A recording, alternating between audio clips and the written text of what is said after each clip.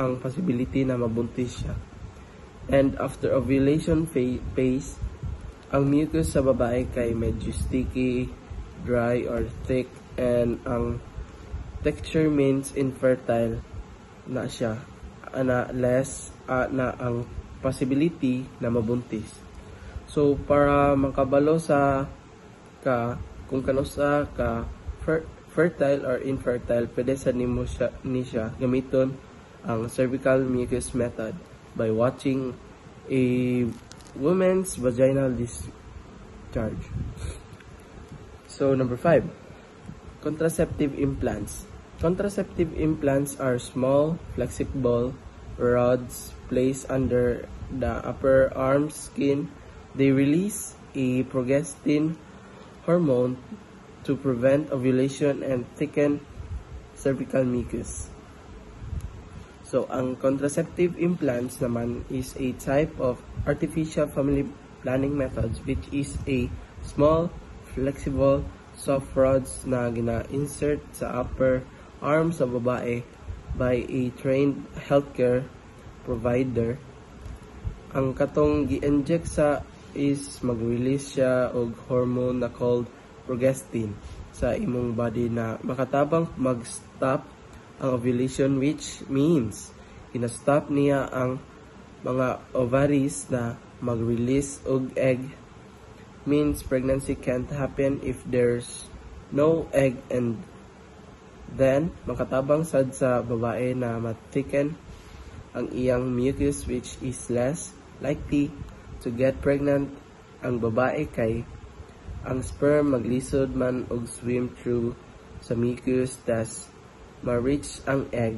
Because aning mga effect sa contraceptive implants, mas lower ang chance na mabuntis jud ang babae. Pero dapat take note, ang mag-insert lang dapat sa implant is professional healthcare provider. So number 6, IUDs are small T-shaped devices placed in the uterus that prevent ovulation either by releasing hormones, progestin, or using copper to block sperm. Balik kanina method mao ni usually ginag-adapt jud, pero kani sakit ni siya para sa mga babae. Tas naapod ni side effect ani niya kay cramping and pain, bleeding changes, and headache and nausea. So number 7, barrier methods such as a male and female condoms and diaphragm create physical barriers to prevent sperm from reaching the egg. Kani usually na kay ginasuot na rubber para ma-prevent ang pagsulod sa imong ejaculation sa sulod sa babae. Balik kani jud ang pinaka-common na ginagamit na contraceptive, and dili lang pud ni siya contraceptive but ginagamit pud ni siya to prevent transmitting disease pareho anang HIV or AIDS. So next, surgical methods. Surgical methods of family planning, also known as permanent contraception, involve surgical procedure that provide long-term or permanent contraception by blocking or interrupting the reproductive system.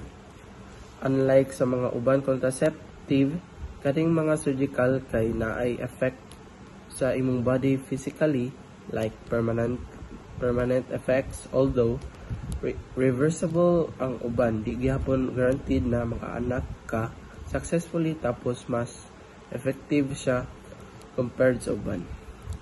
So number 1, tubal ligation is a surgical procedure that effectively prevents eggs from reaching the uterus for fertilization, making it a highly effective permanent contraception method for women.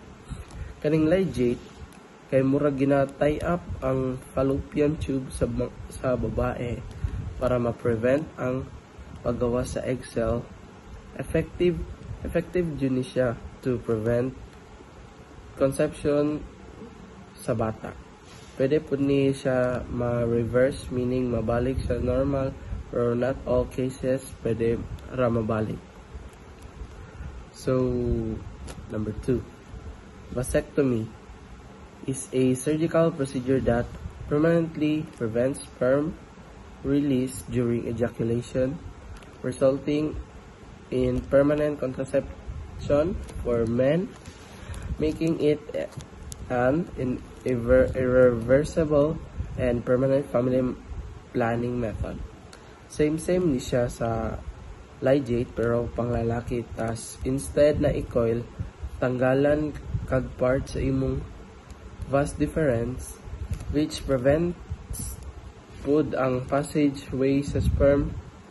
Although maka-ejaculate gihapon ka, naa gihapon kay semen magawas, pero imong semen wala nay sperm na present. Irreversible sad ni siya pero dili, meaning kay nabalik imong vas deferens, makaanak na ka. Depende gyapon na sa lawas sa tao kung makabuhat gyapon og bata or dili. So that's all. Thank you.